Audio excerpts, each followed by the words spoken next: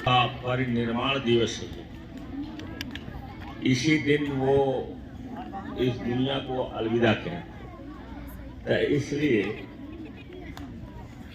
ताली बजाने का नहीं बल्कि कुछ दुख ही व्यक्त किया जाए और उनसे सीखा जाए। एक ऐसे शख्स के बारे में हमें जानना है कि जो दुनिया की अगर इनसे कोई शिक्षा ले ले तो दूसरे लोगों की शिक्षा की कोई खास जरूरत नहीं, क्योंकि इतना ज्यादा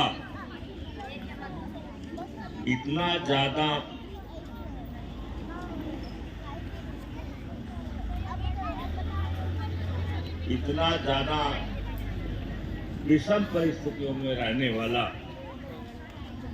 बहुत कम कोई दुनिया में होगा। हुए बाबा साहब ने शिक्षा ग्रहण किया और केवल शिक्षा ही नहीं ग्रहण किया, पूरे दुनिया को दिखाया उन्होंने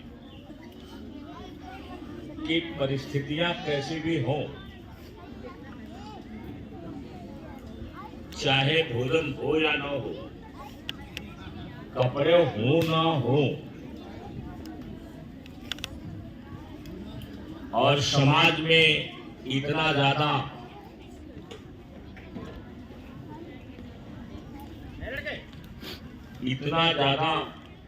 उपेक्षित रहने वाला विश्व की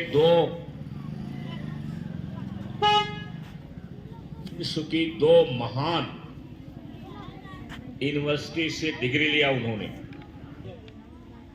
जो सबसे बुद्धिमान व्यक्ति हैं, जीनियस हैं, उनकी एक लिस्ट तैयार की गई और उसमें बाबा साहब का नाम नंबर 1 पर था। अब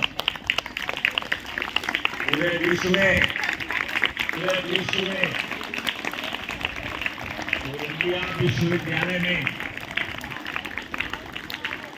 अमेरिका का एक 11वां विश्वविद्यालय है। कोलंबिया विश्वविद्यालय में पूरे दुनिया के जीनियस को खोजा गया और उसमें 4 लोगों का लिस्ट में नाम आया, नाम नंबर 1। और कोलंबिया विश्वविद्यालय में उनकी मूर्ति स्थापित की गई है, बाबा साहब की मूर्ति, और उस पर लिखा गया है जीनियस ऑफ द वर्ल्ड, संसार का सबसे बड़ा, सबसे महान जीनियस, जिसका माइंड सबसे ज्यादा। और उन्होंने कम से कम 7 भाषाओं के ज्ञाता थे। 7 भाषाओं के ज्ञाता। अभी उनके का जीवन है, उसके बारे में बताएंगे, तब आपको ताज्जुब होगा। 7 भाषाओं के ज्ञाता और 64 डिग्री। 64 जरा सोच रहे योगी कैसे हम बनेंगे आइए। 64 डिग्री उनके पास और 7 भाषाओं के ज्ञाता। और पिता शुरुआत कैसे हुई, जैसे आप जैसे स्कूल में आ रहे हैं। बाबा साहब को क्लास में पढ़ने नहीं दिया जाता था, बाहर वो खड़े होके पढ़ते थे, बाहर रहते थे, वो क्लास में पढ़ने नहीं दिया जाता था, क्योंकि वो अछूत माने जाते थे। और विद्यालय में पानी पीने के लिए चपरासी नहीं तो पानी नहीं। चपरासी आता था तो वो चपरासी उन्हें पानी या प्यास लगती थी तो ऊपर से पानी गिराता था, माने चपरासी भी उनको स्पर्श नहीं करना चाहता था। सुन लिया बात को? तो हुआ होगा उस समय कि बाबा साहब को पानी, कुएं का पानी नहीं पीने दिया जाता था, वो बर्तन को छू नहीं सकते थे। चपरासी जब रहता था तो चपरासी ऊपर से पानी उनको पिलाता था, और जिस दिन चपरासी नहीं उस दिन पानी नहीं। अगर चपरासी बीमार पड़ गया और चपरासी स्कूल में नहीं आया, एब्सेंट हो गया, तो उस दिन उनको पानी नहीं मिलता था। बिना पानी पिए ही वो रहते थे, घर जाकर पानी पीते थे। तो ये तो उनका जब 5-7 साल का लड़का के साथ ये भेदभाव हो रहा था, तो बताइए उस लड़के पर क्या गुजरती रही हो कि क्लास के सभी बच्चे पानी पी रहे और अकेला एक व्यक्ति, वो लड़का, पानी नहीं पाता था और घर जाकर के ही पानी पीते थे। ये उनके क्लास की दुर्दशा थी उनके लिए। और लेकिन उसको उन्होंने निगेटिव नहीं लिया, उन्होंने पॉजिटिव लिया और उन्होंने पढ़ाई ऐसी की कि वो सबसे तेज रहते थे। ऐसी पढ़ाई किया कि वो सबसे तेज रहते थे। कभी एक टेस्ट हुआ जिसमें 5 प्रश्न को हल करना था,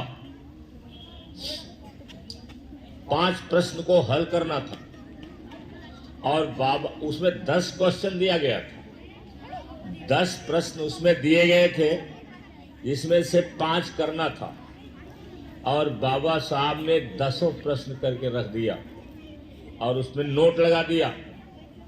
उसमें नोट लगाया कि इसमें से 5 जो आपको सही लगे उस पर निशान लगा दीजिए। नीचे नोट लिखा, जैसे ऑप्शन दिया जाता है ना कि 10 क्वेश्चन दिए गए हैं, इसमें से आपको 7 करना है, ऐसा कुछ दिया जाता है। आपको 5 करना है, आपको 6 करना, कुछ ऑप्शन दिया जाता है कि कोई से कोई 5 कर दीजिए। तो ऐसे 10 क्वेश्चन था और 10 क्वेश्चन में ये लिखा हुआ था कि कोई 5 कर लीजिए। इसका मतलब है कि सभी विद्यार्थी 10 नहीं कर पाएंगे, इसलिए ऑप्शन दिया जाता है। तो उन्होंने 10 का 10 करके और रख दिया और नीचे नोट लिख दिया कि जो 5 आपको सही लगे वो 5 आप टिक लगा लीजिए, उसे मान लीजिए। इतनी मेहनत से पढ़ते थे क्योंकि उनको ज्ञान था। जैसे आपको हम बताते हैं, आपको बताते हैं हम, आप जानते हो कि हम जो बताते हैं बिना पढ़े नहीं बताते, पढ़ते और पढ़ उसके हैं, समझते हैं। जैसे गरीबी मुक्त समाज का निर्माण करने के लिए हमने वीडियो बनाया और उसमें आपको बताया है कि एजुकेशन एक ऐसी कुंजी है जो आपको गरीबी से मुक्त कर सकती है। जरूरी नहीं है कि आप नौकरी ही करिए। जब आप पास नॉलेज रहेगा तो आप कुछ भी कर सकते हैं, कोई भी चीज आप कर सकते हैं। नॉलेज होना चाहिए, स्किल होनी चाहिए। तो बाबा साहब नॉलेज के लिए एजुकेशन लेते थे, इसीलिए लिखा गया है सिंबल ऑफ नॉलेज। जब इनकी मूर्ति बनी तो उस मूर्ति के नीचे लिखा गया सिंबल ऑफ नॉलेज। नॉलेज के प्रतीक,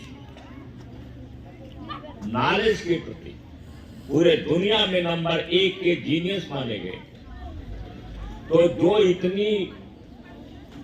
इतनी मुसीबत में पड़ा हो, इतनी प्रताड़ना में पड़ा हो, वो आदमी ये ठान लिया कि मुझे दुनिया में शिक्षा के माध्यम से हम दुनिया में अपना नाम कर सकते हैं और दुनिया को एक रास्ता दिखा सकते हैं, दुनिया को एक रास्ता दिखा सकते हैं।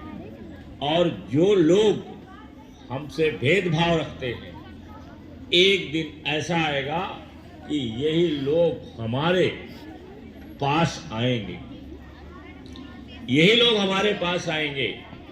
जो लोग आज हमें छू नहीं रहे हैं, यही लोग हमारे पास आएंगे। तो बाबा साहब एक नहीं, कई गुण उनके पास थे। आपको एक चीज जान लीजिए, हो सकता है दिमाग से बात बोलते बोलते हो जाए, टाइम हो जाए। हमारे देश का जो रिजर्व बैंक ऑफ इंडिया है, जो देश के पूरी कैपिटल को संभालता है, मैनेज करता है, ये बाबा साहब अम्बेडकर की देन है। 1935 में उन्हीं के जो किताब लिखे थे इकोनॉमिक्स पर, उन्हीं के किताब को पढ़ करके और उन्हीं के सुझाव से रिजर्व बैंक ऑफ इंडिया बना। रिजर्व बैंक ऑफ इंडिया आप देखते होंगे, नोट के ऊपर लिखा रहता है और पूरे भारत की अर्थव्यवस्था को मैनेज करता है आरबीआई, शॉर्ट में उसे कहते हैं RBI, reserve bank of India. America के बैंक के तर्ज पर उन्होंने आरबीआई का गठन करवाया। इतने विद्वान और बुद्धिमान थे और वकील थे ही। इकोनॉमिक्स भी उन्हें पता था, राजनीति के बारे में उन्हें जानकारी, समाज के बारे में उन्होंने देखा ही था। समाज सुधारक थे वो, इकोनॉमिक्स के ज्ञाता थे वो, वकील थे वो, कानून के ज्ञाता थे।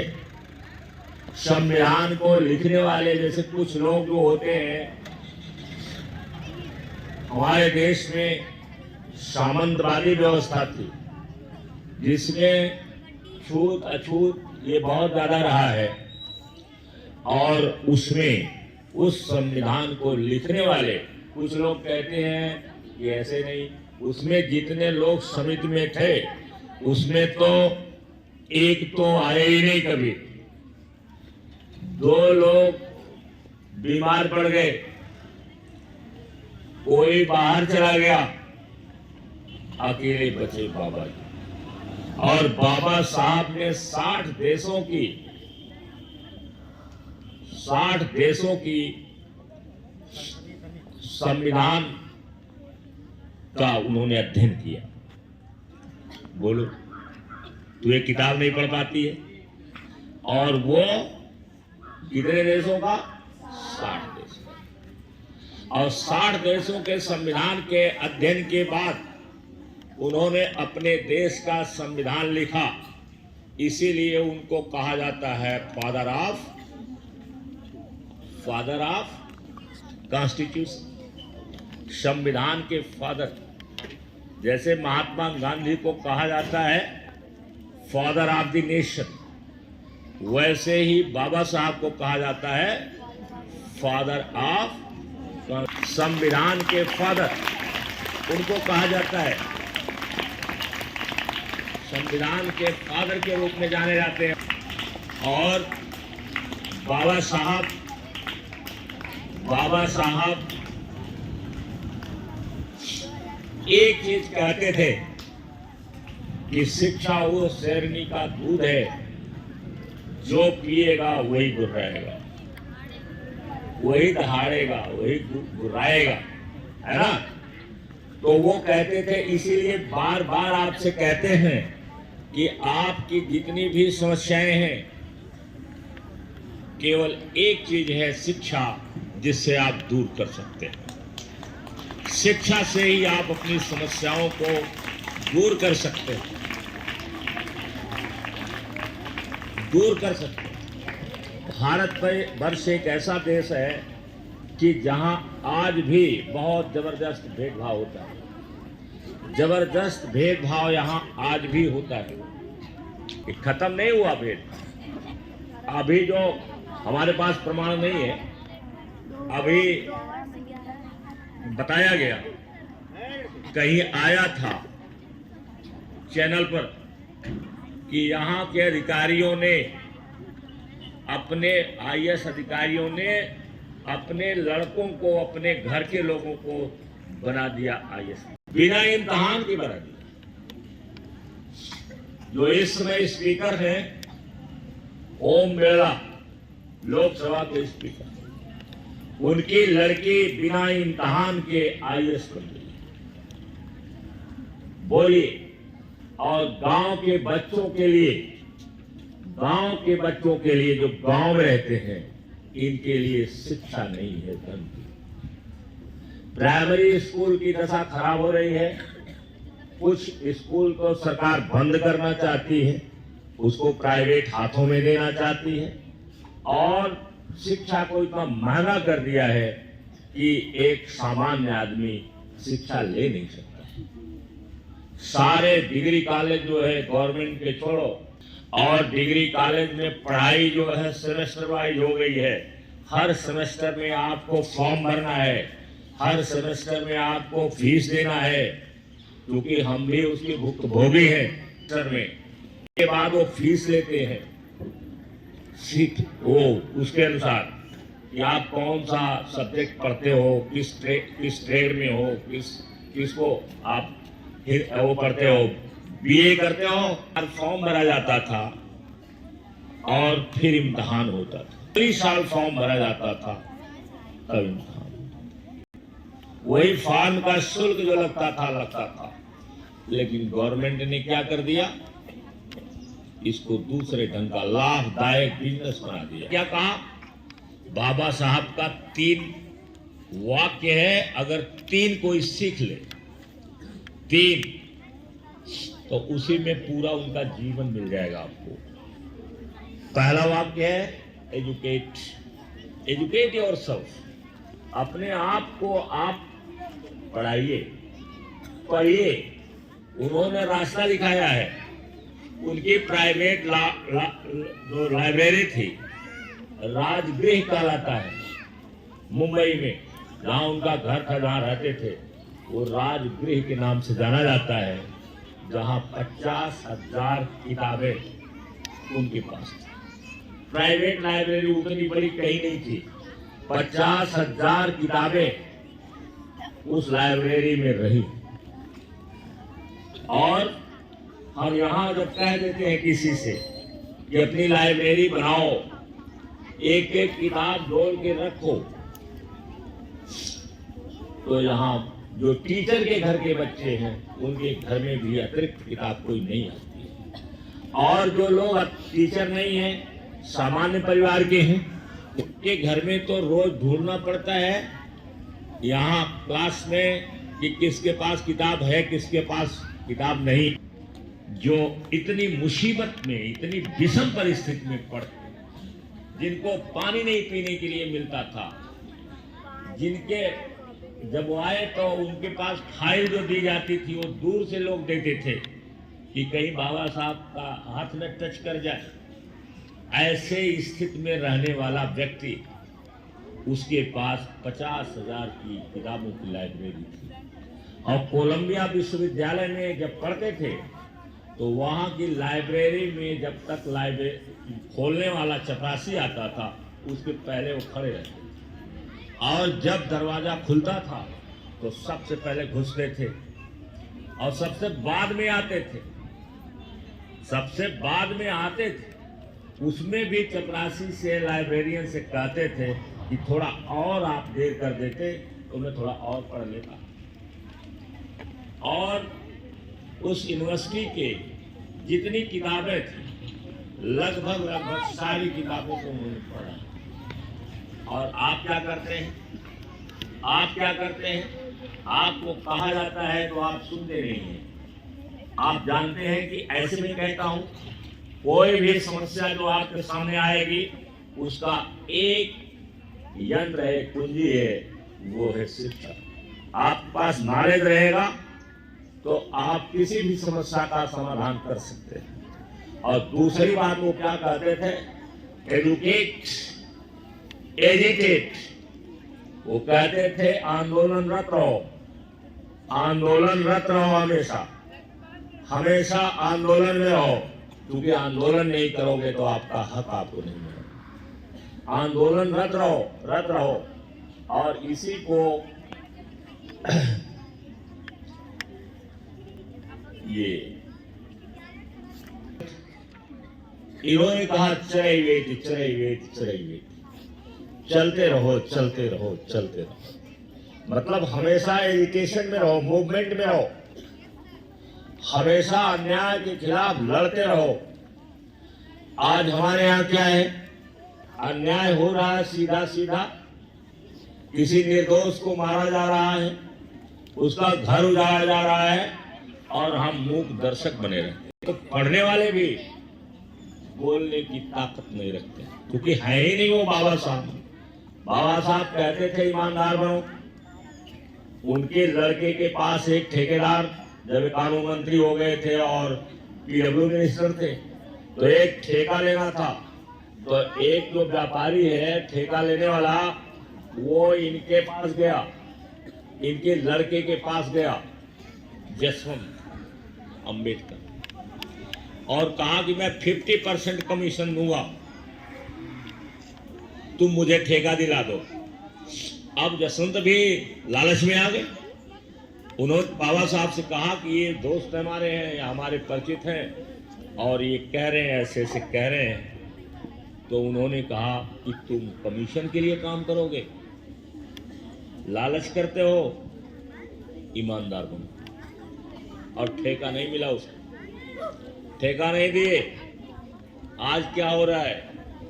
तुम्हारा सचिव से लेकर के और नीचे तक सब कमीशन खा रहे हैं। कोई बोलने की ताकत नहीं रखता है, एजिटेशन नहीं करता, आंदोलन नहीं करता है, सड़क पर नहीं आता है, आंदोलन नहीं करता है। का सारा नीचे से ऊपर सब खा जा रहे हैं और आज बना के जा रहे हैं, कल टूट जाएगा। सड़क आज बन रही है और कल टूट रही है। कोई बोल रहा है? कोई बोलता है? क्यों नहीं बोलते? क्योंकि हम उस शिक्षा को नहीं लिए हैं जिस शिक्षा को बाबा साहब ने, जिस तरीके से वो चाहे। वो भी चाहते तो अपने लड़के को अमीर बना देते, अपने लड़के को बहुत अमीर कर देते, लेकिन आज नाम नहीं होता। और आज क्या है? अगर वो बिरादरी का आदमी है तो पूरा बिरादरी के लोग उसके पक्ष में हो जाएंगे। और ठेकेदारी किसी गरीब के बस की बात नहीं। कोई गरीब नहीं है ठेकेदार। ठेकेदार कौन लोग हैं? ठेकेदार अमीर लोग, अमीर लोग ठेकेदार हैं और वही लोग कमीशन। पूरे देश का कमीशन। वो पैसा किसका है? वो पैसा जिससे सड़क बनती है, जिससे बिजली बनती है, जिससे अस्पताल बनता है, ये पैसा किसका है? जिससे तनख्वाह लोगों को मिलती है। जो सरकारी जॉब में है उनको तनख्वाह जो मिलती है वो किसके पैसे की है? किसके पैसे की? किसके पैसे की है? हमारे पैसे। हमारे घर से जो टैक्स जाता है, साबुन में, चाय की पत्ती में, गेहूं चावल पर जीएसटी लगती है, वो सारा खजाने में जाता है। उसी से सचिव से लेकर के मुख्यमंत्री से लेकर प्रधानमंत्री तक जो वेतन पाते हैं वो हमारे पैसे। इसलिए वो नौकर है, वो मालिक नहीं है। लोकतंत्र में मालिक नहीं हो सकते। देख रहे हैं, कमीशन में जाते हुए देख रहे हैं, लेकिन हमारे पास बोलने की क्षमता। तो बाबा साहब कहते थे एजुकेट रहो, हमेशा आंदोलनरत रहो। और तीसरी बात कहते थे ऑर्गेनाइज, संगठित। संगठित रहो, बी ऑर्गेनाइज रहो, संगठित रहो, संगठित रहो, संघर्ष करो, संगठित रहो और अपने को ऑर्गेनाइज रखो, डिसिप्लिन में अपने आप को रखो। ये बाबा साहब का ये 3 वाक्य है। अगर 3 वाक्य ही कोई समझ ले और जान ले तो मैं समझता हूं कि बहुत ज्यादा पढ़ने की जरूरत, और नहीं तो उनके बारे में पढ़ो और देश के जो महान लोग हैं सबके बारे में पढ़ो, विश्व के जो महान लोग हैं उनके जीवन के बारे में पढ़ो, विश्व के महान लोग जो हैं उनके जीवन के बारे में पढ़ो, कैसे कैसे लड़ करके उन्होंने इस दुनिया को अच्छा बनाने की कोशिश की। तो थैंक यू वेरी मच।